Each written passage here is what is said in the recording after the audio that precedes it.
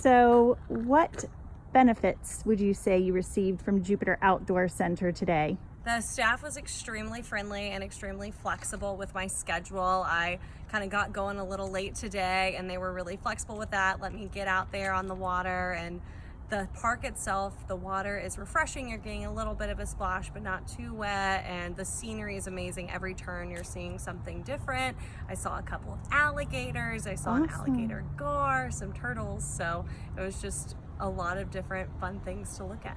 So what activity were you doing? So I came out here today to do some kayaking, get a little sun, get a little workout in. Okay, and what would you say to anyone asking questions about Jupiter Outdoor Center, or why you would recommend them? I would recommend Jupiter Outdoor Center just because it's they have different easy locations. You can just pop in. You don't have to schedule too far ahead. You can if you want book, but you can also just pop in and they're ready to go for you, and they're located in such beautiful parts of our community that you definitely want to check out.